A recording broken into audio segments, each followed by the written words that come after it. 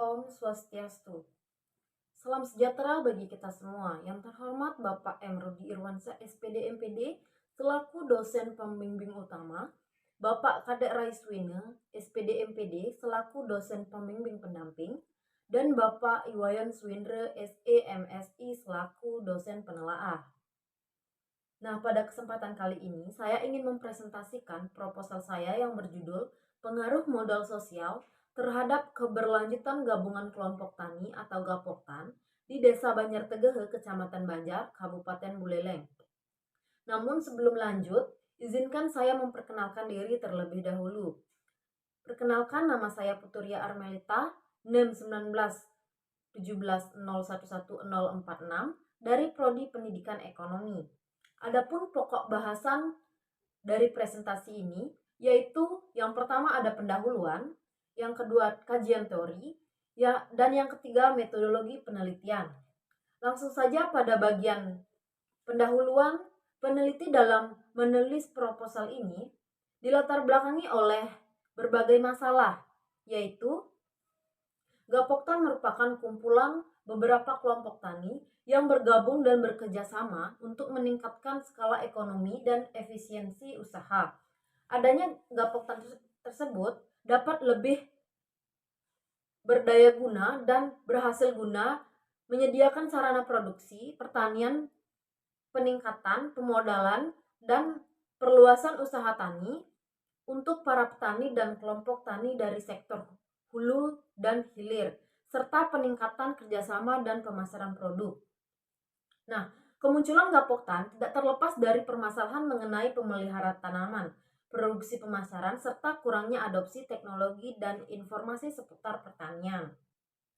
Pembentukan Gapoktan ini diharapkan agar mampu untuk menjalin hubungan kerjasama antar kelompok tani, menghindari konflik kepentingan, meningkatkan modal sosial yang dimiliki oleh anggotanya, serta mampu menjembatani kinerja petani dalam keberlanjutan suatu kelompok.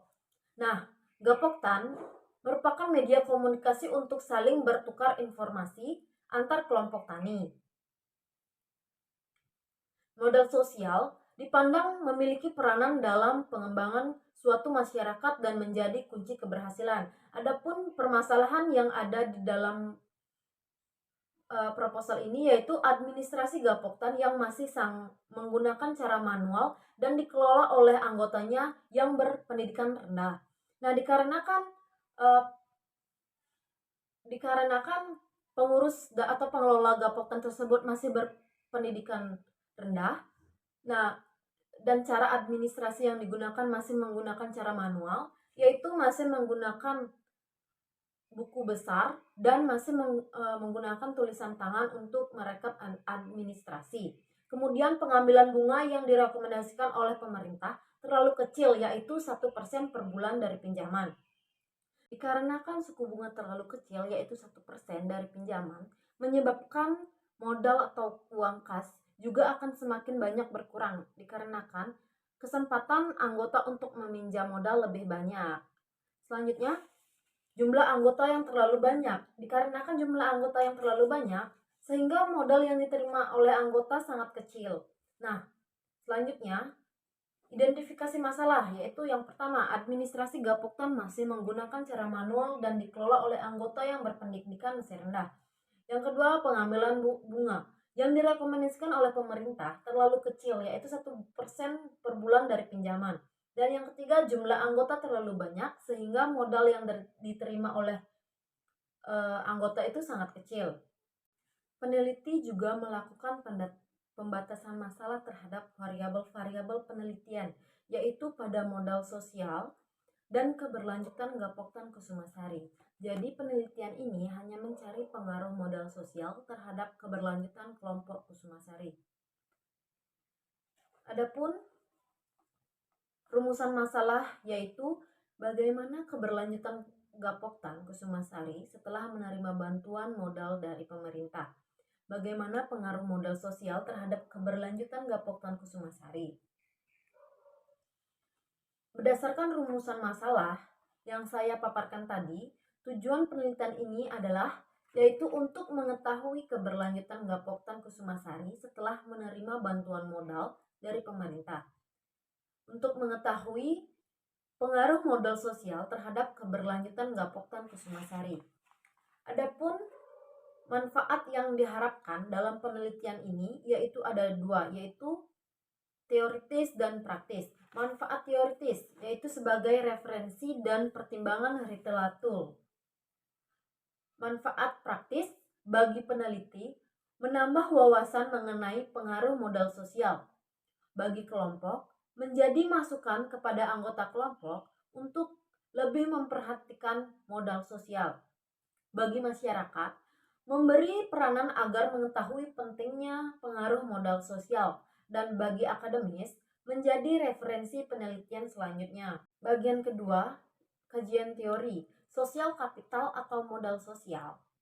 Modal sosial sebagai fitur organisasi sosial seperti kepercayaan, norma, dan jaringan yang dapat meningkatkan efisiensi masyarakat dengan memfasilitasi tindakan terkoordinasi. Putnam 1993. Modal sosial sebagai suatu rangkaian proses hubungan antar manusia yang ditopang oleh jaringan, norma-norma kepercayaan sosial yang memungkinkan efisiensi dan efektifnya koordinasi dan kerjasama untuk keuntungan dan kebajikan bersama. Dalam Hasbullah 2006. Modal sosial adalah sumber daya yang dapat dipandang sebagai investasi untuk mendapatkan sumber daya baru. Hasbullah 2006. Sekundari teori untuk penelitian ini yaitu ada modal sosial, jaringan, kepercayaan, norma, keberlanjutan kelompok, komitmen anggota, kohesivitas kelompok, program kerja, dan interdependensi positif. Kajian hasil penelitian yang berkaitan pada penelitian ini yaitu ada Yuli Fathiah 2022, pengaruh modal sosial dan kelembagaan terhadap kinerja usaha tani kapulaga di lahan perhutani Kabupaten Banyumas.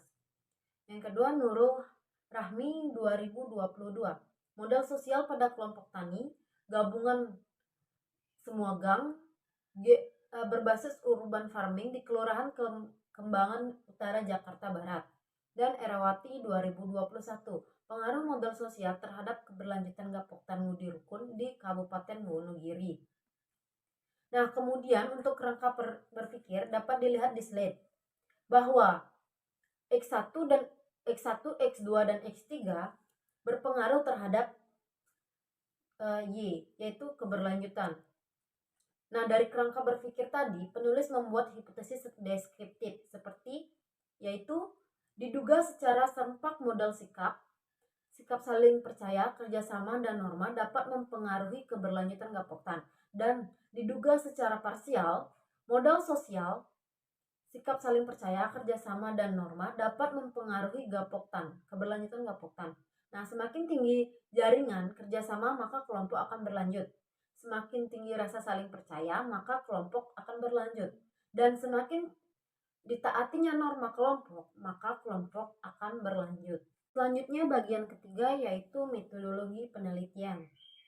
Untuk tempat dan waktu penelitian dilakukan di Desa Banjar Tegehe, Kecamatan Banjar, Kabupaten Buleleng, yakni pada gabungan kelompok tani Gapoktan Kusumasari, dan waktu yang dilakukan penelitian ini mulai dari bulan Oktober 2022. Untuk jenis data dan sumber data yang digunakan yaitu dengan jenis data kuantitatif dan sumber data dari data primer dan sekunder. Penulis juga membuat rancangan penelitian yang dapat dilihat di slide, bahwa judul itu dilatar belakangi oleh berbagai masalah, sehingga dibuatkan rumusan masalah, tujuan, dan manfaat penelitian. Tidak lupa juga untuk didukung oleh kajian teori. Dibuatkan metode penelitian berupa uji kualitas data, uji asumsi klasik, dan uji hipotesis. Barulah dapat hasil pembahasan dan hasil penelitian. Terakhir dapat ditarik kesimpulan. Selanjutnya dalam penelitian ini yang menjadi populasi adalah anggota gabungan kelompok tani yang telah terdata di Sekretariat Gapoktan Kusumasari di Desa Banjartengah tahun 2022. Sehingga populasi dalam penelitian ini berjumlah 147 orang. Dan penentuan sampel dalam penelitian ini yakni menggunakan purposive sampling. Nah, adapun kriteria untuk calon responden adalah responden yang terdata sebagai gabungan kelompok tani Kusumasari dan responden yang menerima bantuan modal sosial dari pemerintah. Untuk menentukan jumlah sampel menggunakan rumus Lovin sehingga didapatkan sebanyak 107 responden. Dan untuk metode pengumpulan datanya yaitu dengan cara kuesioner dengan skala pengukuran skala Likert 5 poin. Untuk instrumen penelitiannya, indikator untuk variabel keberlanjutan terdiri dari variabel keberlanjutan kohesivitas, komitmen, interdependensi positif, dan program kerja. Kemudian variabel jaringan, yaitu ada jaringan kerjasama dengan anggota, jaringan kerjasama dengan pihak lain. Kemudian pada faktor variabel norma, ketaatan terhadap norma yang ada dalam kelompok. Dan variabel yang terakhir, rasa saling percaya, yaitu yang terdiri dari kepercayaan terhadap lingkungan internal, kepercayaan terhadap lingkungan eksternal. Yang terakhir untuk teknik analisis data, menggunakan 3 uji, yaitu uji kualitas data terdiri dari uji validitas dan uji reliabilitas. Kemudian uji asumsi klasik terdiri dari uji autokorelasi, uji multikolinearitas, dan uji heterokedastisitas. Dan yang terakhir uji hipotesis terdiri dari uji regresi linier berganda, uji T, dan uji F. Nah, baik itu saja yang bisa saya paparkan. Mohon maaf apabila ada salah kata. Akhir kata saya ucapkan terima kasih dan para mesanti. Om Santi Santi Santi Om.